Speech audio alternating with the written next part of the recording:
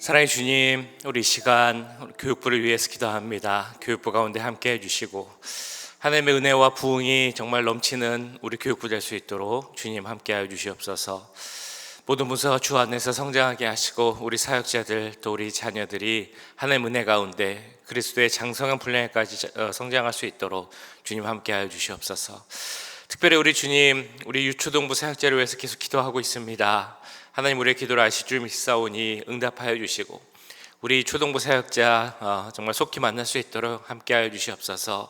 우리 초동부 귀한 자녀들이 좋은 전사님과 함께 신앙생활하고 예배드리고 하나님의 말씀을 들을 수 있는 그 은혜를 허락하여 주시옵소서. 오랜 시간 사역자를 만나지 못하고 있습니다. 주님, 우리의 기도 가운데 함께해 주시고 주님, 그 사역자 하나님을 예비하신 좋은 사역자 만날 수 있도록 함께하여 주시옵소서. 우리 가운데 주의 크신 은혜를 허락하실 것을 믿사오며 이 모든 말씀 우리 구주 예수 그리스도의 이름으로 기도하옵나이다. 아멘. 이 시간 우리에게 주신 하나님의 말씀 열왕기하 23장 21절에서 30절까지 말씀입니다. 열왕기하 23장 21절에서 30절까지 말씀, 우리 한 절씩 교독하시고 마지막 절은 함께 읽도록 하겠습니다. 왕이 뭇 백성에게 명령하여 이르되 이 언약책에 기록된 대로 너희의 하나님 여호와를 위하여 유월절을 지키라 하매, 사사가 이스라엘을 다스리던 시대부터 이스라엘 여러 왕의 시대와 유다 여러 왕의 시대에 이렇게 유월절을 지킨 일이 없었더니 요시야 왕 18째 해에 예루살렘에서 여호와 앞에 이 유월절을 지켰더라. 요시야가 또 유다 땅과 예루살렘에 보이는 신접한 자와 점쟁이와 드라빔과 우상과 모든 가장한 것을 다 제거하였으니 이는 대제사장 hil기야가 여호와의 성전에서 발견한 책에 기록된 율법의 말씀을 이루려 함이라. 요시야와 같이 마음을 다하며 뜻을 다하며 힘을 다하여 모세의 모든 율법을 따라 여호와께로 돌이킨 왕은 요시야 전에도 없었고 후에도 그와 같은 자가 없었더라. 그러나 여호와께서 유다를 향하여 내리신 그 크게 타오르는 진노를 돌이키지 아니하셨으니 이는 므낫세가 여호와를 경노하게 한 그 모든 경노 때문이라. 여호와께서 이르시되 내가 이스라엘을 물리친 것 같이 유다도 내 앞에서 물리치며 내가 택한 이 성 예루살렘과 내 이름을 거기에 두리라 한 이 성전을 버리리라 하셨더라. 요시야의 남은 사적과 행한 모든 일은 유다 왕 역대지략에 기록되지 아니하였느냐. 요시야 당시에 애굽의 왕 바로 느고가 아수르 왕을 치고자 하여 유브라데 강으로 올라가므로 요시야 왕이 맞서 나갔더니 애굽 왕이 요시야를 무깃도에서 만났을 때에 죽인지라. 신복들이 그의 시체를 병거에 싣고 무깃도에서 예루살렘으로 돌아와 그의 무덤에 장사하니 백성들이 요시야의 아들 여호아스를 데려다가 그에게 기름을 붓고 그의 아버지를 대신하여 왕으로 삼았더라. 아멘. 네, 우리가 계속해서 요시야 왕이 행했던 종교 개혁에 대해서 보고 있습니다. 요시야의 종교 개혁, 어떻게 하면 개혁이 이루어질 수 있고 성공할 수 있는가를 생각하면서 그 요시야 종교 개혁이 가졌던 몇 가지 특징을 우리는 기억해야 할 것입니다. 제일 먼저 기억나는 특징이라면 요시야 왕은 하나님의 말씀을 듣고 그 말씀에 기준하여서 그 앞에서 즉시 회개하였다라는 것입니다. 하나님의 말씀을 들을 때 겸손하게 겸비하게 그 말씀을 받았고 그리고 그 말씀을 경외하며 하나님 앞에 그 마음을 부드럽게 하여 섰다라고 또한 말씀을 드렸었습니다. 이런 회개를 할 때 혼자만의 회개로 그친 것이 아니라 모든 백성들을 모아서 함께 그 말씀을 듣고 회개할 수 있도록 하였고, 또한 입술로만 하는 개혁, 회개와 개혁 운동이 아니라 실제적으로 그 이스라엘에 그 당시 만연하였던 모든 하나님 기뻐하시지 않는 것들, 우상들, 이런 것들을 다 제거하는 실제적인 개혁을 이뤄갔습니다. 그래서 어제 말씀도 그렇고요, 또 어제 그 저녁에 좀 스킵한 그 내용을 보면 계속적으로 우상을 깨뜨리고 부수고 없애는, 제거하는 그런 모습을 보게 됩니다. 그래서 오늘은 이런 요시아의 종교개혁의 그 마무리를 보면서 또한 그 요시아 왕이 이제 죽게 된 그 삶을 마무리하는 그런 모습도 함께 보게 됩니다. 그래서 오늘 말씀에 두 가지 요점이 있는데요. 첫 번째는 유월절을 통해 나타나는 요시아의 그 종교개혁의 모습이고, 또 다른 하나 두 번째는 요시아가 죽게 되는 그 장면에 대한 그런 모습입니다. 먼저 유월절에 대한 말씀이 21절부터 23절까지 나옵니다. 왕이 뭇 백성에게 명령하여 이르되 이 언약책에 기록된 대로 너희의 하나님 여호와를 위하여 유월절을 지키라 하매, 사사가 이스라엘을 다스리던 시대부터 이스라엘 여러 왕의 시대와 유다 여러 왕의 시대에 이렇게 유월절을 지킨 일이 없었더니 요시아 왕 18째 해에 예루살렘에서 여호와 앞에 이 유월절을 지켰더라. 요시아가 이 종교개혁을 이제 정리해 나가면서 이제 마지막으로 등장하는 절기가 바로 이 유월절입니다. 자, 그런데 22절에 나오는 말씀을 보면 이스라엘이 왜 그랬을까라는 질문이 들게 하는 말씀이 하나 나옵니다. 뭐냐면, 우리도 너무 잘 아는 유월절, 이스라엘에게 있어서 정말 중요할 것이라 생각하는 절기가 바로 유월절인데, 이 유월절이라는 절기를 이스라엘 백성들이 그 전에는 제대로 이렇게 지킨 적이 없었다라는 그 말씀이 나오고 있다는 것입니다. 하나님은 출애굽하면서 또 이스라엘을 들어가면서 분명 이스라엘 백성들에게 말씀하셨습니다. 너희는 이 절기를 기억해서 지키라라고 분명 말씀을 하셨죠. 그 이유가 무엇이겠습니까? 그 이유를 알기 위해 우리는 유월절이라는 날의 의미를 이제 알아야 할 것입니다. 유월절을 한마디로 생각해 보면 그 절기는 하나님의 은혜로 구원받았음을 감사하는 절기, 그것이 바로 유월절의 의미입니다. 유대인들에게 있어서는 정말 가장 큰 의미를 가진 날이라고 할 수 있습니다. 왜냐하면 그들에게 정말 조건 없이 주어진 구원의 은혜를 나타내는 날이 바로 이 유월절이기 때문입니다. 그리고 그래서 이 유월절에 나타난 은혜는 우리가 지금 이 시대, 신약의 시대에 예수 그리스도의 그 보혈로 겪게 되는 그 은혜와도 이제 서로 연결이 되는 것입니다. 온전히 내가 무엇을 잘해서가 아니라, 공로가 있어서가 아니라 하나님의 은혜로만 구원받았음을 기억하며 지키는 절기가 바로 이 유월절입니다. 출애굽 시기에 나타났던 10가지 재앙 기억나십니까? 그 마지막 재앙이 바로 이제 장자의 죽음의 재앙이었습니다. 그런데 그 마지막 재앙이 내려질 때 하나님께서는 유대인들에게 너희 집 문설주에 양의 피를 바르라 라고 명령을 하셨습니다. 그러면 죽음의 사자가 이 문설주에 발라진 양의 피를 보고 그 집은 유월 넘어가는 일을 하였습니다. 장자를 죽이지 않았죠. 이 일을 기념하는 절기가 바로 유월절입니다. 그래서 문설주에 바른 피가 나타내는 의미는 우리를 구원하시는, 우리의 죄를 대속하시는 그 대속의 피, 구원의 피의 은혜를 나타내는 피입니다. 내가 죽어야 하는데 나 대신 양이 죽었고 그 죽음으로 말미암아 그 피 아래에 있는 나는 구원받았다라는 것이 바로 이 유월절의 의미이죠. 오늘 찬양하신 것처럼 내가 그 피를 볼 때에 내가 널 넘어서 갈 것이다 라고 말씀하신 그 언약의 말씀에 구원의 은혜가 있는 것입니다. 어떤 조건이 있어서가 아니라, 공로가 있어서가 아니라, 중요한 조건은 그 집에 문설주에 피가 있느냐 없느냐라는 것이었습니다. 그 집에 피가 있다면 그 집에 어떤 사람이 있든지 상관없이, 심지어 어떤 죄인이 있다 할지라도 그 집은 넘어감의 은혜를 받게 됩니다. 그러나 그 피가 없으면 그 집에 또한 마찬가지로 어떤 사람이 있든지 간에, 어떤 공로, 어떤 좋은 일, 착한 일을 하던 사람이 있든지 간에 그 자들에게는 구원은 없는 것입니다. 그러니까 구원의 능력은 다른 어떤 것이 아닌 그 문설주에 발라진 피에 있게 됩니다. 이런 조건 없이 주어진 하나님의 전적인 은혜로 주어진 그 구원의 은혜를 감사하며 지키는 절기가 바로 유월절이었습니다. 그런데 그때까지 이스라엘 백성들은 이 유월절을 지키지 않았다라는 것입니다. 하나님의 구원의 은혜, 그 이스라엘에게 주어진 보호의 은혜를 그들은 기억하지 않았다라는 것이죠. 하나님 앞에 제대로 된 신앙의 모습을 갖지 못했음을 알 수 있는 또 하나의 그런 증거라고 할 수 있습니다. 그래서 요시아가 신앙 개혁을 하면서 그가 발견한 그 말씀을 그대로 지키려고 노력을 하면서 했던 결정 중에 하나가 이 유월절을 제대로 지키는 것이었습니다. 말씀해 보셨던 것처럼 사사 시대부터 이 요시아 왕의 시대까지 유월절을 제대로 지키지 못했다라는 것을 보게 됩니다.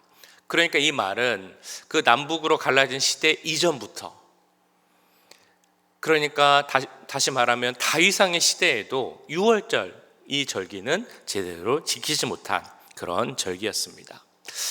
왜 이스라엘은, 그리고 그 백성들은 이 유월절이라는 절기를 지켜야 함을 알면서도 제대로 지키지 못했던 것일까요?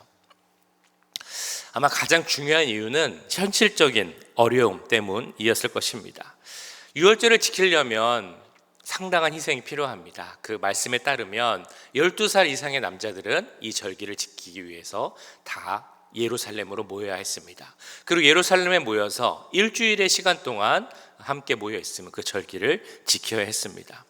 그 시간, 노력, 거기에 쏟아지는 에너지, 이런 것들을 생각하면 현실적으로 쉽지 않다는 것입니다. 하고 있던 생업도 중단해야 하고요. 그 먹고 사는 문제가 참 어려웠을 때 하루 이틀도 아니고 일주일이나 있어야 했던 것은 그들에게 참 어려움을 주는 그런 상황이었을 것입니다. 그렇기 때문에 아마도 좀 있는 듯 없는 듯 유야무야 지나간 절기가 바로 이 유월절이었다는 것입니다. 자, 그러면 현실적으로 어려움이 있다고 생각을 하면 그런 상황을 보면서 우리는 이런 생각이 듭니다. 질문이 생기게 되죠. 왜 하나님께서는 7일이나 이 유월절이라는 절기를 지키라고 하셨을까라는 것입니다. 또한 예루살렘으로 올라가서 일주일 넘게 절기를 지키게 되면 생업은 어떻게 하고 우리 생계는 어떻게 하고 그 가족은 어떻게 해야 합니까? 라는 생각이 들 수도 있습니다. 요시야 왕의 시대에도 이런 어려움이 똑같이 있었을 텐데, 근데 요시야 왕은 왜 그렇게 어려운 일을 꼭 해야 한다라고 말을 했던 것일까? 그리고 이 말씀이 지금 우리에게 주는 메시지는 무엇일까라는 생각을 해보게 됩니다. 하나님께서 오늘 이 요시아가 지키는 유월절을 통해 주고자 하시는 말씀에는 25절 말씀이 있을 것 같습니다. 요시아와 같이 마음을 다하며 뜻을 다하며 힘을 다하여 모세의 모든 율법을 따라 여호와께로 돌이킨 왕은 요시아 전에도 없었고 후에도 그와 같은 자가 없었더라. 요시아가 그 시대에 그 말씀을 그렇게 철저하게 지키려고 하고 모든 우상을 다 없애려고 하고 유월절이라는 절기도 그 역다에 보면 그 절기를 얼마나 정확하게 지켰는지 아주 정확히 서술되어 있습니다. 그렇게 지키려고 했던 이유는 이게 우리가 살 수 있는 유일한 방법이다라는 생각이 있었기 때문일 것입니다. 우리는 이렇게 생각할 수도 있죠. 하나님은 우리의 모든 것을 아시는 분이면 우리의 사정을 모르시는 분이 아니고 현실적으로 살아갈 때 생기는 일들을 모르시는 분들도 아닌데, 그럼에도 요시아처럼 너희의 마음을 다하고 뜻을 다하고 힘을 다하여서 한번 하나님 말씀을 순종해 보아라 라는 그 믿음의 도전을 주시기 위한 말씀이 아닐까 생각을 해봅니다. 만약에 그렇다면 너희가 요시아처럼 그 믿음 안에 있으면 이 길만이 살 길이다 라고 그렇게 나아가면 내가 너희를 어떻게 책임질지 보고 싶지 않니? 라고 물어보시는 것 같지 않으십니까? 우리가 하나님의 말씀을 온전히 신뢰한다면, 그리고 그대로 행한다면 하나님께서는 분명 우리 삶 가운데 함께 하시고 우리를 보호해 주시고 지켜 주실 줄 믿습니다. 그렇게 열심을 다해 믿음으로 순종한다면 우리 삶에 분명 하나님의 놀라운 은혜와 또한 축복이 나타나게 될 줄 믿습니다. 자, 그런데 이렇게 정말 하나님의 말씀을 지키려 하고 열심으로 그 순종하려고 했던 요시야 왕의 마지막 모습, 그 오늘 기록을 보면 그 마지막이 조금 이상하게 끝나는 것처럼 보이기도 합니다. 말 그대로 용두사미가 이런 것인가 라는 생각이 드는 그런 말씀이기도 한데요. 29절 30절을 보시면 이렇게 나옵니다. 요시야 당시에 애굽의 왕 바로느고가 아수르 왕을 치고자 하여 유브라데 강으로 올라가므로 요시야 왕이 맞서 나갔더니 애굽 왕이 요시야를 무깃도에서 만났을 때에 죽인지라. 신복들이 그의 시체를 병거에 싣고 무깃도에서 예루살렘으로 돌아와 그의 무덤에 장사하니 백성들이 요시야의 아들 요아스를 데려다가 그에게 기름을 붓고 그의 아버지를 대신하여 왕으로 삼았더라. 요시야가 성전을 깨끗하게 하고 이스라엘의 모든 우상을 정결케 하고 없애고 그런 일을 이제 마친 후에 생긴 사건이 바로 애굽 왕과의 전쟁입니다. 그 당시 상황은 이랬습니다. 애굽 왕이 29절에도 나오지만 이제 아수르를 치러 올라가게 됩니다. 자, 그런데 우리가 여기서 조금 한 가지 알아야 될 것이 있는데요. 한국말로는 애굽 왕이 아수르를 치러 갔다라고 이제 이렇게 나옵니다. 그러니까 마치 공격을 하러 간 것처럼 보이는데 사실 그 원어나 영어 성경을 보면 애굽 왕이 아수르를 공격하러 갔다기보다는 아수르를 도와주러 갔다라고 보시는 것이 더 맞겠습니다. 아수르는 그 당시에 이제 거의 멸망해 가는 그런 나라였습니다. 그런데 애굽이 아수르를 도우려고 했던 이유는 그 당시 그 고대 근동 지역에 새롭게 성장하고 있던 강대국인 바벨론이라는 나라를 견제하기 위함이었습니다. 그래서 그 바벨론을 공격하러 가기 위해서 내가 그 이스라엘 땅을 지나갈 테니 그 땅을 좀 지나갈 수 있도록 길을 열어달라라는 것이 애굽 왕 바로느고의 요청이었습니다. 그런데 이런 애굽의 요청을 요시야 왕은 들어주지 않습니다. 허락하지 않죠. 그 이유는 몇 가지가 있습니다. 하나는 아수르라는 나라는 이 남유다에 있어서는 원수 나라입니다. 북이스라엘을 멸망시킨 나라이기도 하고 또한 자기 남유다도 계속 위협하는 나라가 바로 아수르였습니다. 근데 애굽이 아수르를 도와서 이 아수르가 다시 회생하게 되면 그것은 남유다에게 있어서 또 다른 위협 요소였기 때문에 아수르를 돕는 것을 도와줄 수가 없었습니다. 또 다른 이유는 애굽이란 나라 자체도 견제해야 되는 나라였습니다. 언제 우리를 위협할지 모르는 그런 나라였기 때문에 조심해야 되는 나라이기도 했고요. 그리고 아무리 애굽이 잘 지나간다 할지라도 그 길을 열어줘서 애굽 군사가 지나가면 그 남유다 땅에 피해가 생길 수밖에 없기 때문에 이 애굽의 군사들이 지나가는 것을 요시야로서는 허락할 수가 없던 것이었습니다. 그래서 요시야 왕은 애굽을 그 요청을 허락하지 않았을 뿐만 아니라 그 나가서 이제 전쟁까지 하게 됩니다. 그리고 보셨던 것처럼 그 전쟁에서 활을 맞아서 이제 죽게 되죠. 이런 요시야의 허망한 죽음에 대해서 왜 요시야는 그렇게 했고 요시야의 그 마지막 죽음은 이렇게 허망할 수밖에 없었을까라는 질문에 대해서는 크게 두 가지의 해석이 있습니다. 첫 번째 해석은 요시야 왕이 잠시 하나님의 은혜를 잊은 것이 아닌가라는 그런 해석입니다. 이 요시야의 모습을 다루고 있는 역대하 35장을 보면 이런 말씀이 있습니다. 요시야가 그 애국과의 전쟁하는 그 전쟁터를 떠나기를 싫어하고 변장하고 싸웠다라는 그런 말씀이 있습니다.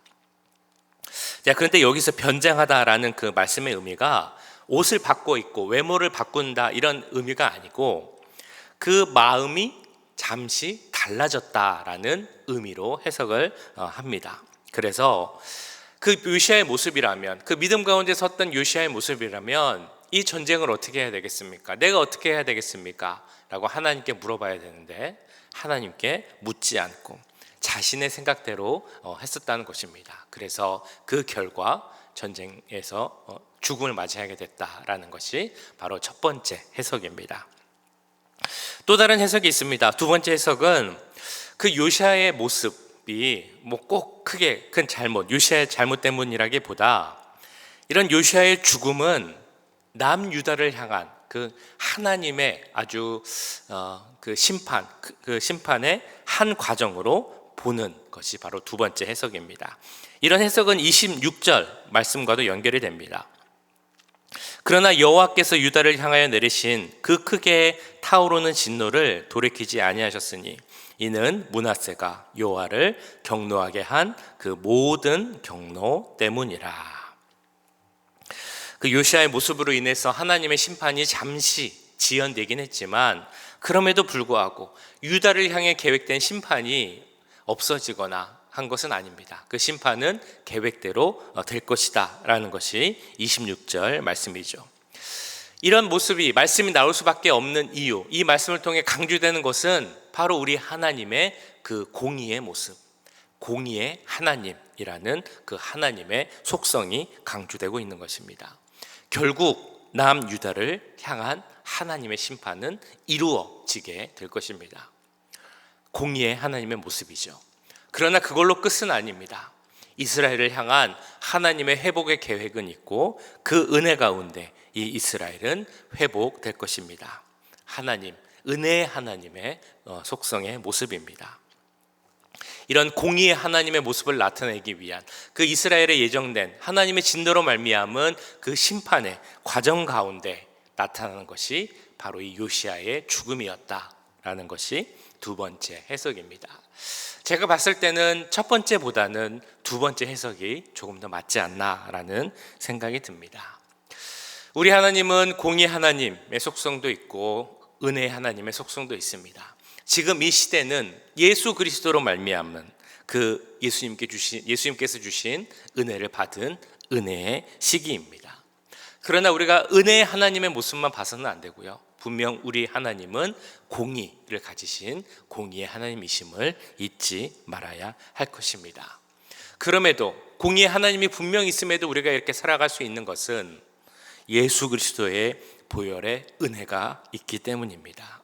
그 은혜가 얼마나 큰 것인지 그것을 잊지 않고 유월절을 잊고 살아갔던 그 이스라엘 백성처럼 사는 것이 아니라 언제나 우리를 향한 그 은혜, 하나님의 크신 은혜가 얼마나 대단한 것인지 그 은혜를 잊지 않고 살아가는 우리들이 되면 좋겠습니다.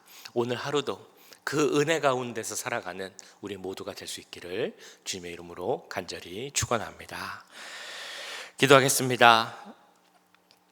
요시아의 그 마지막 모습을 보면서 그 이스라엘 백성들 유월절을 잊고 살아갔던 모습들, 그러나 그 유월절을 기억하며 살아가는 것이 하나님의 말씀을 지키며 사는 것이 유일한 살 길임을 깨달았고 그것을 지키려 했던 그 요시아의 모습을 보았습니다.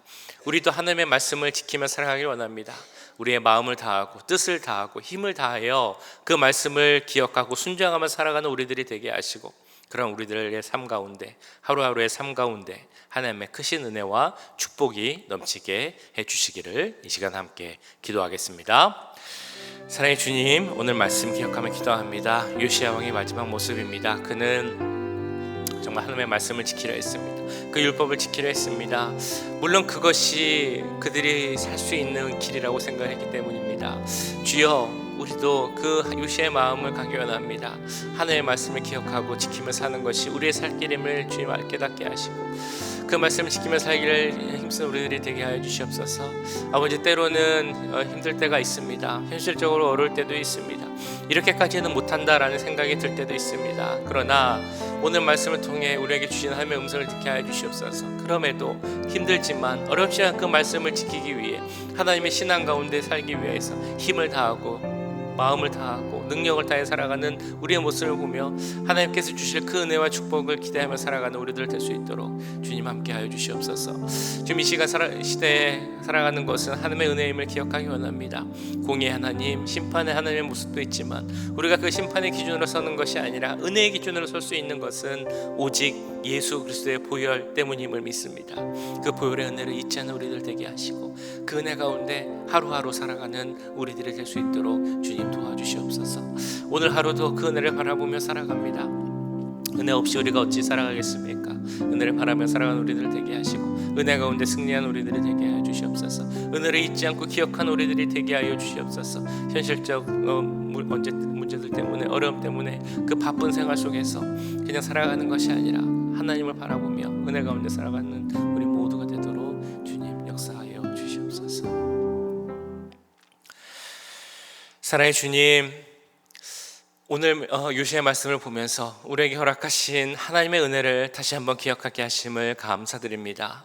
하나님께서 기억하고 지키라 했던 그 유월절 절기를 지키지 못했던 이스라엘 백성들의 모습들, 우리들의 모습이 아닌지 이 시간 돌이켜봅니다. 현실적 삶 속에서, 생활의 바쁨과 어려움 속에서 우리가 할 수 있는 것은 다 했다라고 생각하며 살아가는 모습이 있지 않은지, 그런 모습들이 있다면 다 버리게 하시고 하나님의 말씀 온전히 순종하며 살아갔던 그 요시야처럼 우리들도 그 말씀 바라보며 순종하며 살아갈 수 있는 힘과 능력을 더하여 주시옵소서. 그 은혜를 기억하며 살아가는 우리들이 되게 원합니다. 하나님의 심판대 앞에 서야 하는 죄인임에도 불구하고 그 십자가 보혈의 은혜로 하나님 은혜 가운데 살아가게 하셨사오니 그 은혜를 잊지 않는 우리들이 되게 하시고 은혜 가운데 승리하며 살아가는 우리들의 삶이 되도록 주님 역사하여 주시옵소서. 오늘 하루도 주님의 은혜를 바라보며 살아갑니다. 은혜 가운데 살게 하시고 승리하게 하시고 이기게 하시고 말씀에 순종할 수 있도록 주님 역사하여 주시옵소서. 지금은 우리 주 예수 그리스도의 은혜와 하나님 아버지의 무한하신 사랑하심과 성령 하나님의 감화 감동 역사 교통하심이 하나님의 은혜를 기억하며 오늘도 그 은혜로 살아가기를 원하는 이 자리에 함께한 모든 주의 자녀들과 그 가정과 직장, 우리 교회 위에 지금부터 영원까지 함께 하시길 간절히 축원하옵나이다. 아멘.